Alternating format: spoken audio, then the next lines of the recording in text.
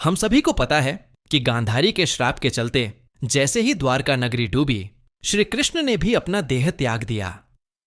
पर क्या आपने कभी सोचा है कि श्री कृष्ण की प्रिय, उनके दिल के सबसे करीब राधा रानी की मृत्यु कैसे हुई? आखिर उनकी अंतिम इच्छा क्या थी और उन्होंने श्री कृष्ण से ऐसा क्या मांग डाला जो आज भी चर्चा का विषय है? ये एक ऐसी प्रेम कहानी है जो समय से भी परे है। ये वो बंधन है जो तन से नहीं आत्माओं से जुड़ा हुआ है। तो दोस्तों, अगर AAP सब चैनल पे नए है तो लक्ष्मी भक्त अंशिका श्री को सब्सक्राइब जरूर करें। तो दोस्तों, राधा रानी की मृत्यु का असली रहस्य और उनकी अंतिम इच्छा की अनसुनी मगर रोचक कथा जो आपको हैरान कर देगी, आज की वीडियो अत्यंत ही ज्ञानपूर्वक और प्रेरणादायक है। इसलिए इस कथा और इस रहस्य को समझने के लिए वीडियो को पूरा जरूर देखें, क्योंकि इस कथा को पूरा सुनने से आपका जीवन सफल हो जाएगा। तो चलिए इस रहस्यमयी कथा को शुरू करते हैं। लेकिन उससे पहले अगर आप चैनल पर नए हैं तो वीडियो को लाइक करके चैनल को सब्सक्राइब जरूर कर लें और कमेंट में लिखें राधे राधे। बरसाने की वह पुरानी पगडंडियां जहां पर कभी श्री कृष्ण अपनी लीलाएं किया करते थे, आज भी वहां एक गूंज बाकी थी प्रेम की, हंसी की बांसुरी की और उस दुख की जिसने युगों से प्रेमियों को जिंदा रखा है। दोस्तों, अगर आप भी राधा रानी के सुछे भक्त हैं तो चैनल को सब्सक्राइब करें और वीडियो को बीच में छोड़ के एन जाए, वरना आप भी अपने प्रेम को खो सकते हैं। पर इस कहानी की शुरुआत न तो बरसाने की उन गलियों से होती है और न ही वृंदावन से। इस कथा की शुरुआत होती है एक कुंज से, जहां वृद्धा हो चुकी राधा अपने अंतिम समय की प्रतीक्षा कर रही थी। अब वो पुरानी वाली राधा नहीं रही, अब वो वृद्धा हो चुकी थी। क्नोएस, उनका शरीर झुक चुका था, लेकिन आज भी उनका हृदय उसी किशोरी राधा का था जो केवल श्री कृष्ण के लिए धड़कता था। उनके चेहरे पर झुर्रियां आ चुकी थीं, लेकिन आज भी जब कोई बांसुरी बजा था तो उनके चेहरे पर रौनक आ जाती, एक हंसी सी छा जाती, मानो पुरानी यादें ताजा हो गई हों। कृष्ण जब मथुरा छोड़कर चले गए, तब उनके वियोग में राधा ने ना तो किसी से विवाह किया और ना ही कहीं आश्रय लिया। वह अकेली ही वृंदावन के एकांत कुंज में रहने लगी। उनका दिनचर्या हर दिन सामान्य रहता था। वे सूर्योदय के साथ उठती और यमुना के तट पर जाकर जल अर्पण करती, जिसके पश्चात वे वापस कुटिया में लौट जाती और दिन भर श्री कृष्ण के आने का इंतजार करती, मानो उन्हें पूरा विश्वास हो कि श्री कृष्ण एक दिन उनसे मिलने जरूर आएंगे। क्नोइस, गांव वाले राधा को साध्वी समझते थे। उन्हें उनके बारे में कुछ नहीं पता था। वे नहीं जानते थे कि वह कौन है और कहां से आई हैं, पर सभी को यह बात पता थी कि वह जो भी हो, वह अपना सब कुछ केवल और केवल श्री कृष्ण को मानती हैं। क्नोइस, एक दिन राधा अपने दैनिक दिनचर्या के तहत यमुना के तट पर जल अर्पण कर रही थी। तभी उन्होंने अचानक आसमान की ओर देखा। हवा में सन्नाटा सा छा गया और उनके हृदय में एक कंपी सी दौड़ गई, मानो पूरा ब्रह्मांड उन्हें कुछ कहना चाह रहा हो। और उसी दिन शाम को वह अपनी कुटिया के बाहर तुलसी के पौधे के पास बैठ गई और उन्हें प्रणाम करते हुए कहा कि अब मेरे जाने का समय आ गया है, पर मैं यूं ही नहीं जाऊंगी। मैं तब तक नहीं जाऊंगी जब तक स्वयं श्री कृष्ण मुझे विदा ना कर दे। राधा ने कहा कि मैं अपना देह तभी त्यागूंगी जब श्री कृष्ण अपने साक्षात रूप में मेरे सामने आएंगे और प्रेम से मेरा नाम पुकारेंगे राधे। उनकी यह इच्छा सुनकर गांव वाले चौंक गए और सोच में पड़ गए कि आखिर इतने बड़े राजा इस वृद्ध महिला से मिलने क्यों आएंगे। पर किसी ने भी राधा की भक्ति पर संदेह नहीं किया, क्योंकि उन्होंने जीवन भर सिर्फ प्रेम की परिभाषा को जिया था। उनके मन में श्री कृष्ण का अद्भुत प्रेम था और दूसरी तरफ द्वारका में बैठे श्री कृष्ण क्नोइस, जिनके पास सब कुछ था, पर फिर भी उनका दिल आज सूनापन झेल रहा था। कहते हैं ना कि सब कुछ पाकर भी आदमी के पास कुछ नहीं होता। आज श्री कृष्ण की हालत भी वैसी ही थी, लेकिन उन्हें अब अंदर से खिंचाव सा महसूस हो रहा था। उन्होंने अपनी आंखें बंद की और राधा की पुकार उनके कानों में गूंज पड़ी। इस पल श्री कृष्ण की आंखों में आंसू थे, पर हृदय में सुकून। उन्होंने तुरंत सबको छोड़कर उसी पल एकांत कुंज की ओर प्रस्थान किया, जहां राधा रानी उनका इंतजार कर रही थी। जब श्री कृष्ण वहां पहुंचे तो राधा कुटिया के बाहर तुलसी के पेड़ के पास बैठी हुई थी। उनकी आंखें बंद थीं और वे ध्यान में लीन थीं। कृष्ण ने धीरे से कहा, राधे। यह शब्द सुनकर राधा की आंखें खुली और उनके चेहरे पर एक चमक छा गई। क्नॉइस, उनकी आंखों में वह प्रेम था जो ना कहा जा सकता था और ना ही छुपाया जा सकता था। राधा मुस्कुराई और श्री कृष्ण से कहा, प्रभु, अब मेरे जाने का समय आ गया है। अब मेरी आत्मा केवल विश्राम चाहती है। यह सुनकर श्री कृष्ण ने राधा का हाथ थाम लिया। अब राधा की सांसें धीरे धीरे धीमी होने लगीं और उन्होंने वहीं तुलसी के पेड़ के नीचे अपने प्राण त्याग दिए। किंतु यह अंत नहीं था।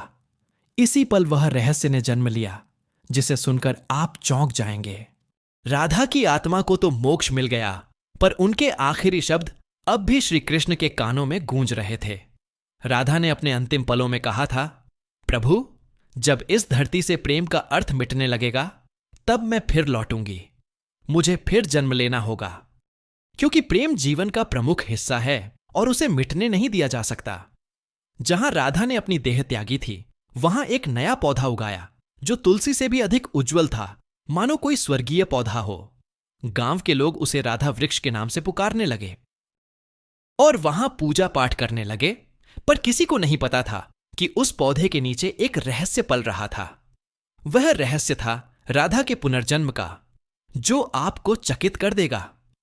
कई युग बीतने के बाद जब प्रेम का मूल्य घटने लगा और लोग सिर्फ वासना में डूबने लगे, तब बरसाने से कुछ दूर एक साधारण किसान के घर में एक कन्या का जन्म हुआ। उसका नाम ललिता रखा गया।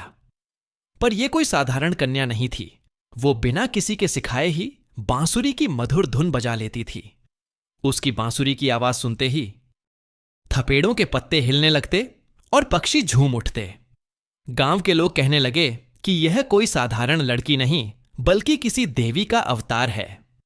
वे कहते कि इसे देखकर राधा की याद आ जाती है। ललिता जब 7 साल की हुई तो एक दिन वह यमुना के किनारे बैठी थी। क्नॉइस, उसी वक्त एक संत वहां से गुजरे। उन्होंने ललिता को देखा और जब उसकी आंखों में झांका तो वे मंत्रमुग्ध हो गए।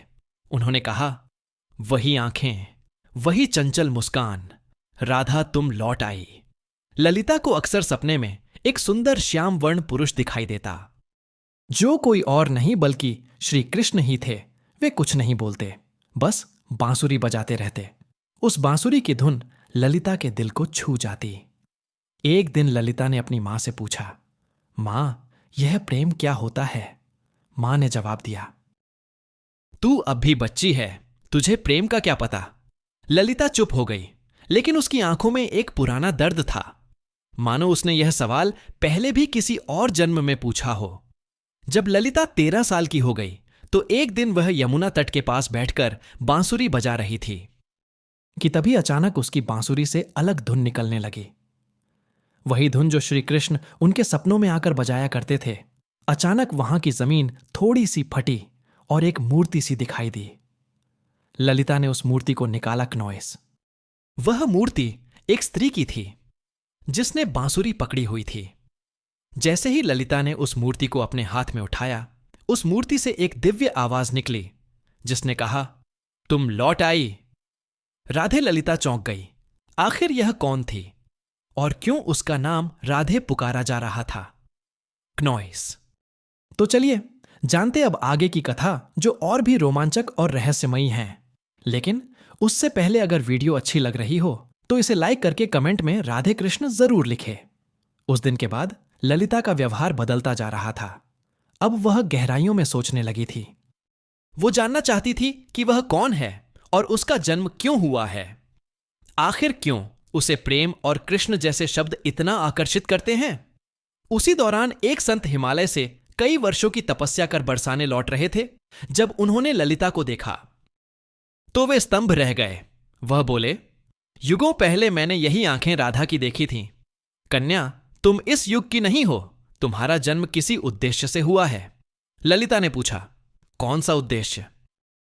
तब उस तपस्वी संत ने अपनी आंखें बंद कर जवाब दिया, अभी के युग में प्रेम केवल एक शब्द बनकर रह गया है। तुम्हें उसे फिर से जीवन बनाना है।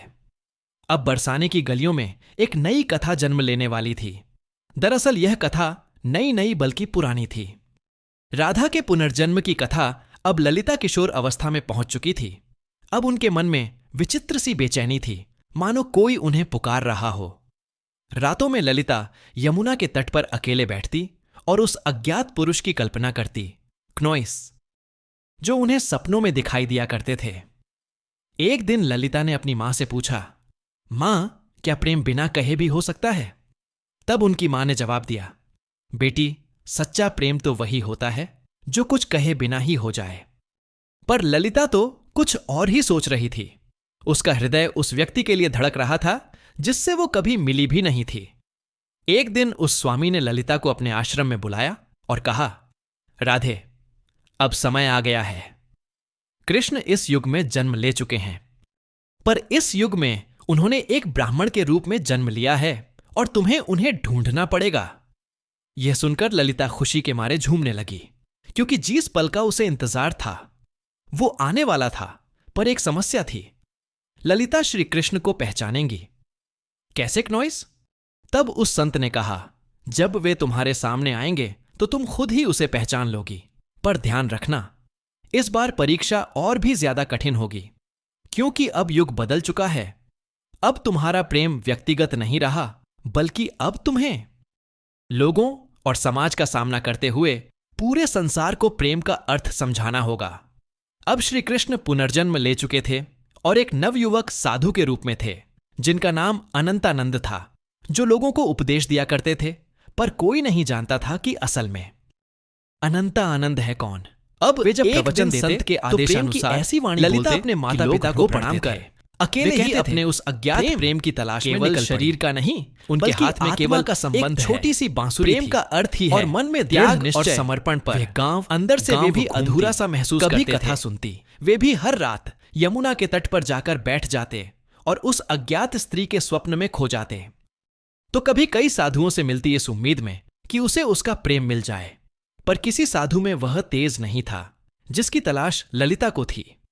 एक दिन उसे एक वृद्ध महिला मिली, जिसने उससे पूछा, बेटी, तुम इधर उधर क्यों भटक रही हो? तब ललिता ने कहा, मुझे किसी की तलाश है। उस वृद्ध महिला ने ललिता में राधा सा तेज देखा और उसे सुझाव दिया, बेटी, तुम अपनी यह बांसुरी बजाओ, जो तुम्हारे लिए बना होगा वह स्वयं ही धुन सुनकर तुम्हारे पास खींचा चला आएगा। जिसके पश्चात ललिता ने ऊंची पहाड़ी पर चढ़कर अपनी बांसुरी बजाई और ठीक उसी पल उसे कई मील दूर अनंतानंद की आंखें भर आईं। ललिता अब तक 8 गांव पार कर चुकी थी। हर गांव में वह अपनी बांसुरी बजा थी, मगर अब तक उसे वह नहीं मिल पाया था जिसकी उसे तलाश थी।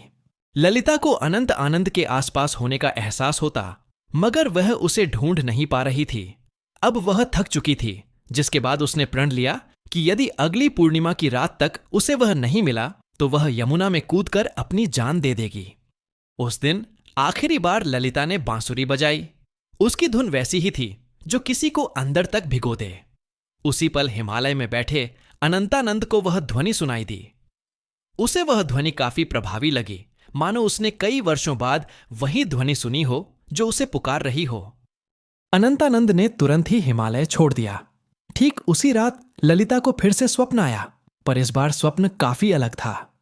इस बार श्री कृष्ण और राधा यमुना के तट पर बैठे थे और राधा श्री कृष्ण से पूछ रही थी, प्रभु, क्या इस बार भी मेरी प्रेम कहानी अधूरी रह जाएगी? कृष्ण ने कहा, नहीं राधे, इस बार संसार को तुम्हारे प्रेम की पूर्णता दिखाई देगी। इतना कहते ही ललिता का स्वप्न टूट गया। ललिता के मन में एक नई उम्मीद जाग उठी थी। अब वह उस जगह पहुंची जहां अनंतानंद पहुंचने वाले थे। वृंदावन ये कोई आम स्थान नहीं थी। कहते हैं कि इसी स्थान पर राधा ने कृष्ण को आखिरी बार देखा था और एक शिला को छूकर प्रण लिया था कि जब तक उसकी प्रेम कहानी पूर्ण नहीं हो जाती क्नोइस, वह लौटती रहेंगी। उस समय वृंदाधाम में एक कथा हो रही थी और उस कथा के वाचक कोई और नहीं बल्कि स्वयं अनंतानंद थे। ललिता बहुत दूर खड़ी थी और उनके चेहरे को भी नहीं पहचानती थी, परंतु उनकी वाणी में कुछ ऐसा था जिसने उसके हृदय को प्रभावित कर दिया। उस दिन अनंतानंद प्रेम की परिभाषा समझा रहे थे। प्रेम वह नहीं जो आपके पास होता है और आपके साथ जीता है। प्रेम तो वह है जो दूर होकर भी पास होता है। वे यह सब बता ही रहे थे कि उनकी आंखें ललिता से टकराई। दोनों एक पल के लिए स्तंभ रह गए, मानो पूरी दुनिया ही रुक गई हो। अनंतानंद ने तुरंत ही प्रवचन छोड़ दिया और ललिता के पास दौड़े चले आए। तब ललिता ने अनंतानंद से धीरे से पूछा, क्या आज भी आपको मेरी आवाज सुनाई देती है? अनंतानंद ने उसकी आंखों में देखा और प्रेम से कहा, राधे तुम आ गई पल काफी मनमोहक था। पूरा संसार थमा हुआ था, लेकिन यह अंत नहीं था। असली कहानी तो अब शुरू होने वाली थी। अचानक मौसम खराब होने लगा और बादल काले पड़ गए और तभी वहां एक साधु कुरंगनाथ प्रकट हुए, जो नहीं चाहते थे कि राधा और कृष्ण फिर से मिले, क्योंकि उसे ऐसा लगता था कि अगर राधा और कृष्ण फिर से मिल गए तो प्रेम को धर्म से ऊपर का स्थान मिल जाएगा, जो कि समाज की जड़ता को तोड़ डालेगा। कुरंगनाथ ने कहा, तुम्हारा प्रेम आज के युग के नियमों के विरुद्ध है। आज का समाज ना तो इस प्रेम को समझेगा और ना ही सहन कर पाएगा। तब अनंतानंद ने कहा, प्रेम समाज का मिलन नहीं बल्कि दो आत्माओं का मिलन है। तब कुरंगनाथ ने कहा, तो फिर अब तैयार हो जाओ अंतिम परीक्षा के लिए। कुरंगनाथ ने कहा कि यदि तुम्हारा प्रेम सच्चा है तो अगली पूर्णिमा की रात तक ललिता अपनी आंखों पर पट्टी बांध लेगी और वह बिना देखे और बिना सुने तुम्हें ढूंढ निकालेगी। यदि वह इसमें असफल हो जाती है तो दोनों को फिर से युगों युगों के लिए बिछड़ना होगा। अनंतानंद यह सुनकर मौन रह गए, पर ललिता ने बड़े ही प्रेम पूर्वक और शक्ति से कहा, मुझे आपकी यह शर्त मंजूर है। पूर्णिमा की रात पास आ रही थी। यह परीक्षा ललिता के लिए केवल एक शर्त नहीं थी क्नोइस, बल्कि उसके प्रेम और संयम की लड़ाई थी। वह खुद भी यह जानना चाहती थी कि क्या बिना देखे सिर्फ मानव और आत्मा से प्रेम किया जा सकता है या नहीं। अब उसने अपने नेत्रों पर पट्टी बांध ली और कसम खाई कि वह अब किसी को नहीं देखेगी जब तक उसकी आत्मा उसे स्वयं श्री कृष्ण को ना दिखा दे।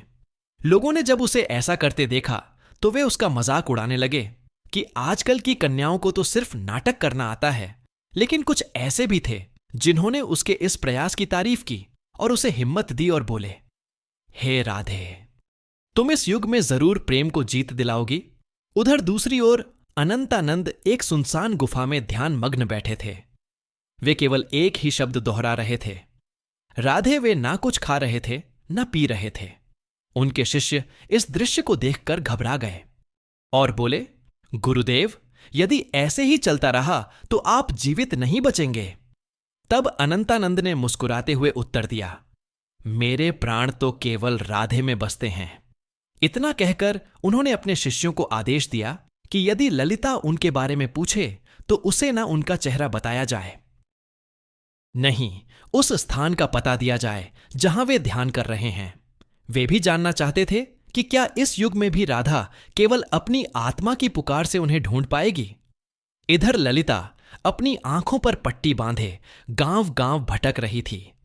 वह अनेक साधुओं से मिलती और क्या आप अनंतानंद हैं, पर उसे कुछ हासिल नहीं हो रहा था। कुछ साधुओं ने तो यहां तक झूठ बोलने की कोशिश की कि मैं ही अनंतानंद हूं, पर ललिता का हृदय उन्हें पहचान जाता। उनकी आवाज में वह माधुरी नहीं था, ना ही वह तेज था जो केवल आत्मा से पहचाना जा सकता था। एक बार एक साधु उनके पास आया जिसमें गजब का तेज था और जिसकी वाणी अत्यंत मधुर थी। उसने ललिता से कहा, मैं ही अनंतानंद हूं। यह सुनकर ललिता एक पल के लिए डगमगा गई, पर तुरंत ही उसे एहसास हो गया और उसने उस साधु से कहा, आप में तेज तो काफी है, पर आप वह आत्मा नहीं है जिसकी मुझे तलाश है। उसी क्षण उस साधु ने अपना भेष बदल लिया। दरअसल वह कुरंगनाथ ही था जिसने भ्रम फैलाने के लिए ऐसा किया था। अब कुरंगनाथ ने क्रोध में कहा, तू अब तक नहीं टूटी, आखिर किस प्रेम की बात करती है तू? इतना सुनकर ललिता ने कहा, मेरा प्रेम इस युग के बंधनों से मुक्त है जिसे शब्दों में समझाना असंभव है। इतना सुनकर कुरंगनाथ वहां से चला गया। अब ललिता उस गुफा के पास पहुंच चुकी थी जहां अनंतानंद ध्यानमग्न थे। ललिता धीरे धीरे गुफा के अंदर गई और अंत में उसे वहां किसी के होने का आभास हुआ जिससे दिव्य तेज निकल रहा था। ललिता ने उन्हें पहचान लिया और उनके पास जाकर अपनी बांसुरी उनके पैरों में रख दिया और कहा, मैं आपको देख नहीं सकती, पर मेरा हृदय काफी जोर से धड़क रहा है। क्या आप वही हैं जिनकी मुझे तलाश है? अनंतानंद ने बांसुरी उठाई और उसे बजाया, वही धुन जो ललिता को यमुना तट और अपने सपनों में सुनाई देती थी। क्नॉइस। फिर अनंतानंद ने उसकी पट्टी खोली और कहा, राधे, इस बार भी तुमने मुझे तन से नहीं, केवल अपने मन और आत्मा से पहचान लिया। वे दोनों रो पड़े। उनकी आंखों में कई सालों की थक।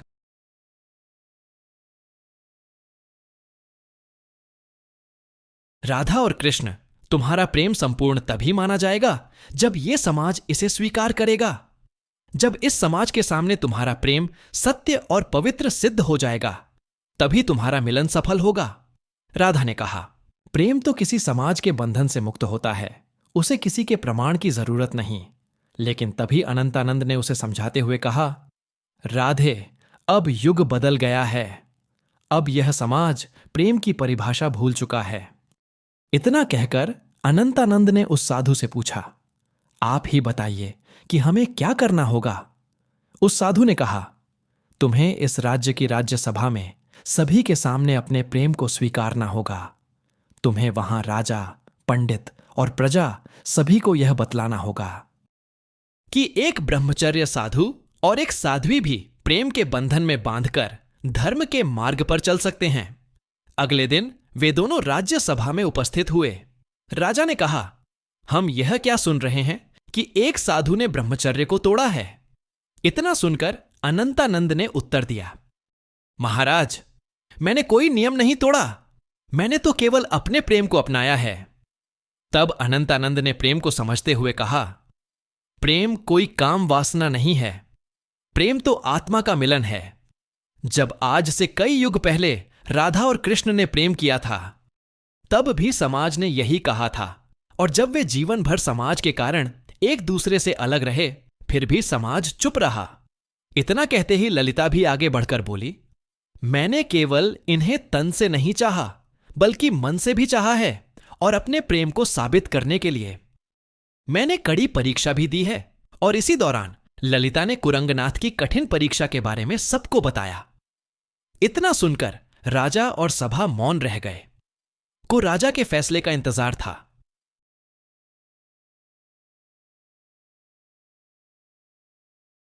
और कृष्ण की अमर प्रेम कहानी सुनाया करती थी। और जब मैं उनसे पूछता कि आखिर उन्होंने विवाह क्यों नहीं किया, तो मेरी माता चुप रह जाती। आज जाकर मुझे यह बात समझ में आ रही है कि विवाह तो समाज का नियम है, पर प्रेम आत्मा का। इसीलिए मैं इस प्रेम को स्वीकार करता हूं। तब से प्रेम की एक नई परिभाषा लिखी गई, और कई युगों पश्चात राधा और कृष्ण का मिलन फिर से संपूर्ण रूप से हो पाया। दोस्तों, अब हमारी कथा यहीं पर समाप्त होती है, लेकिन अगर आपको यह कथा अच्छी लगी हो तो कृपया करके वीडियो को लाइक करें और चैनल को सब्सक्राइब कर लें। यह आपके लिए तो एक पल का काम है, पर इससे हमारी काफी मदद हो जाती है। धन्यवाद।